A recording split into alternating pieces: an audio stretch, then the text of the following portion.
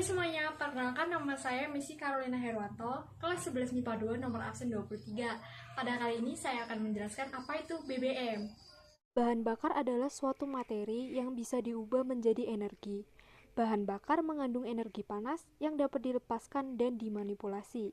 Kebanyakan bahan bakar digunakan manusia melalui proses pembakaran atau reaksi redoks, di mana bahan bakar tersebut akan melepaskan panas setelah direaksikan dengan oksigen di udara. Jenis bahan bakar berdasarkan bentuk dan wujudnya. A. Bahan bakar padat.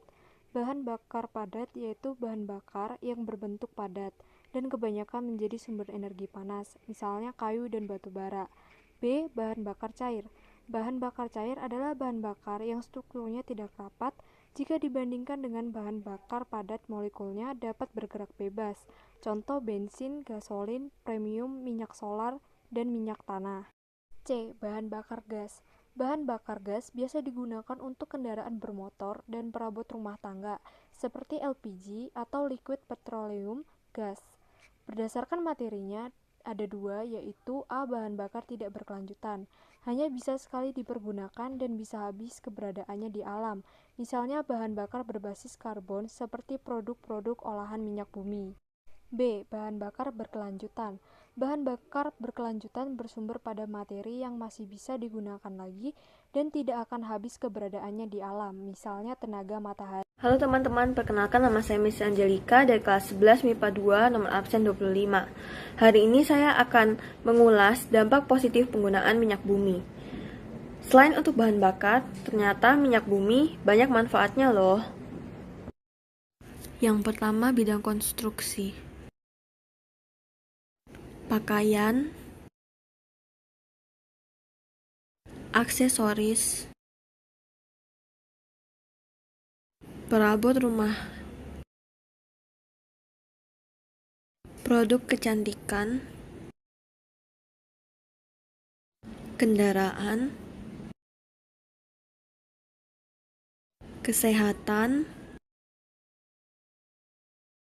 dan juga pertanian. Saya Adru Manuel Arturo, nomor absen 2, dan pada kali ini saya akan mengulas tentang dampak negatif dari penggunaan BBM. Yang pertama adalah pencemaran udara. Zat sisa yang dikeluarkan oleh kendaraan setelah memproses BBM, salah satunya adalah CO2. CO2 dapat meracuni berbagai makhluk hidup yang tercemar olehnya, dan juga dapat mempengaruhi ozon sehingga dapat terjadi pula pemanasan global. Yang kedua, pencemaran air. Akibat dari pertambangan minyak, banyak juga kapal-kapal yang sempat mengalami kebocoran. Nah, oleh karena itu, laut menjadi kotor akibat dari bahan bakar minyak yang tumpah dari kapal tersebut. Setelah kapal tersebut mengalami kebocoran dan tenggelam di laut. Yang ketiga, hal ini juga dapat berdampak pada ekonomi, terutama dengan penggunaan bahan bakar minyak yang terus-menerus. Akibatnya bahan bakar tersebut menjadi langka, sehingga harga pun akan menjadi naik dan rakyat tidak dapat menikmati bahan bakar minyak beberapa tahun ke depan akibat dari harga yang terus melonjak. Perkenalkan, nama saya Kenneth Elliot, kelas 11 MIPA 2, absen 18, SMA Santa Maria, Surabaya, akan membahas permasalahan mengenai BBM. Seperti yang kita ketahui, BBM adalah bahan bakar yang diolah dari minyak bumi, dan termasuk sumber daya alam yang tidak dapat diperbarui. Sumber daya alam yang tidak dapat diperbarui sendiri adalah sumber daya alam yang dapat habis atau punah apabila digunakan secara terus-menerus, karena proses pembuatannya membutuhkan waktu jutaan tahun. Pada tahun 2019, konsumsi minyak mentah setiap harinya adalah 100,1 juta barel, dan diperkirakan menurun menjadi 91,7 juta barel setiap harinya karena dampak dari COVID-19. Pada tahun 2016, cadangan minyak diperkirakan sebesar 1,65 triliun barel dan akan habis dalam kurun waktu 47 tahun.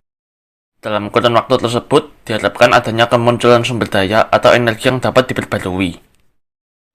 Halo semuanya, perkenalkan nama saya Kalia Marsia dari 11 MIPA 2, absen 8. Pada saat ini saya akan menjelaskan tentang solusi cara mengurangi penggunaan BBM. Pertama, jangan terlalu lama memanaskan mesin. Biasanya sebelum menjalankan mobil, kita harus memanaskan mobil terlebih dahulu. Namun dengan teknologi yang sudah lebih baru, mobil tidak lagi perlu waktu yang lama untuk dipanaskan.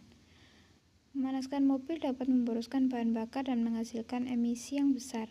Saran saya, panaskan mobil maksimal selama 5 menit saja. Kedua, hindari mengemudi secara agresif. Sebisa mungkin jangan mengendarai mobil dengan gaya mengemudi yang agresif, yaitu mengendarai mobil dengan cepat dan sering melakukan pengereman mendadak. Akan lebih baik jika menekan pedal gas dengan pelan dan lembut agar bahan bakar terinjeksi dengan normal dan tidak boros. Ketiga, cek tekanan angin dan bobot yang dibawa. Jika tekanan angin pada ban kurang dari standar, maka gesekan ban pada aspal semakin besar sehingga membuat kinerja mesin menjadi berat. Maka sebaiknya turunkan barang yang tidak penting dari mobil sehingga bobot kendaraan menjadi lebih ringan agar kinerja mesin tidak terlalu berat.